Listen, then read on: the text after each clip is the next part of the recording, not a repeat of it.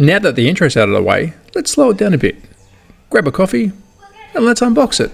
Have you ever wondered, I wish I can build my own remote control car? Well, you can. With Anko Mini Blocks remote control car set.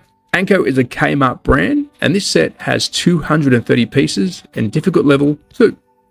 And once this is built, you can actually drive it. So let's see what we get inside the Anko Mini Blocks remote control car. We get our base, our controller, sticker sheet and instructions, and here are all the pieces. And we get 4 bags in total. These bags are numbered, but it doesn't really matter. You'll see why. Here is our controller, our base, our instructions, and our stickers. Let's have a close look at them. So here's our booklet. Now, the bags aren't numbered, so I'm hoping to be able to build this easily. Let's see. Here's our 2.4 gigahertz controller. It's cheap, it's plasticky, but remember, this only cost us $15.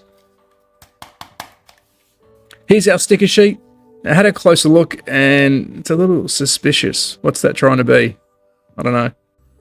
And here is our base. It's a full sealed unit. You can get inside by unscrewing it, but as you can see, we've got some batteries we can put in there, adjust our steering.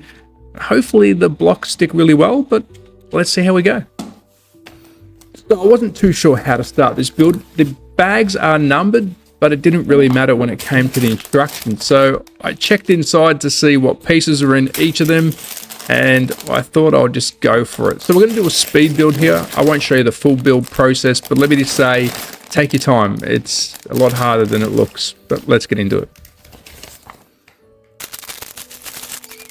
So kicking off the build, we start with the front end. I am relying on the included instructions here. The bags being numbered but not really relevant to the instructions themselves made this extra tricky, but I do have to say I was very impressed with some of the finer details that they've gone with to make this car look extra sporty.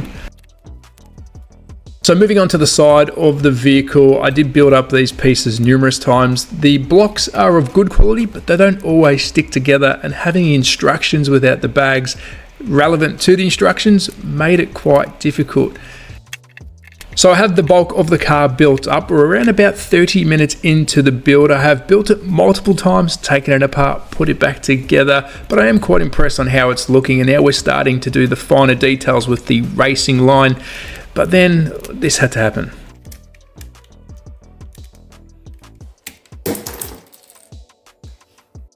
Now I have to say, it's very frustrating because I've rebuilt this thing numerous times. Number the bags, and then this happens. Let's get this thing finished. So with a big hit of the reset button, we are back into the build. And I want to take this time to ask you, if you are enjoying this, please consider subscribing, hit that bell icon. And if you are interested in these kind of hobbies, let me know. I do slot cars, RC, diecast, and fun builds like this. But let's get back into the build because we're on the home straight. So for the final part of the build, it is the rear end. We're building up the wing to attach to the rear bumper, which then we affix to the vehicle itself. Adding some of the finer details like rims and tires, and we're going to add on some hubcaps. And that is the build complete. Well, almost. Being an RC car, we need to add some batteries. So we need 3 AAAs for the car, and we need 2 AA's for the controller. But before we take a close look at the quality, we need to make sure that this thing works. So turning the controller on and turning the vehicle on, the controller pairs instantly. But does it work? It does. And now that we know that it works, let's take it for a drive. So straight out of the gate, we lost our front bumper, but that was not going to stop us. And I have to admit, I was pretty impressed with the speed of this little guy and the turning for a $15 RC brick build. But then we lost our rear bar, and I thought, well, you know what, we've come this far, let's keep driving. So let's do a couple more laps, we'll rebuild it, and we'll take it for another spin.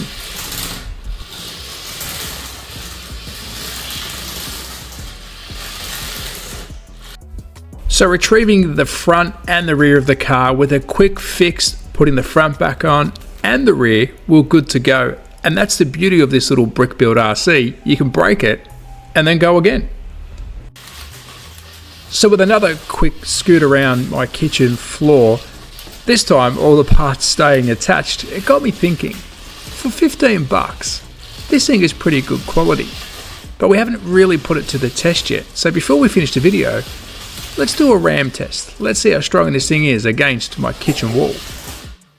So with the car ready to launch, I'll give you a second to guess. Well, what did you think happened?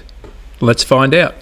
Absolutely nothing. And I did this multiple times and the little guy wouldn't brake, and it even outlasted the camera, and it just kept on driving off. And it got me thinking, with the world of higher prices, it's pretty hard to find something that's quality for 15 bucks. So I gotta say, at Kmart, hats off to you, because this little guy was a lot of fun. Yes, it was tricky to build, but $15, I think you got yourself a winner.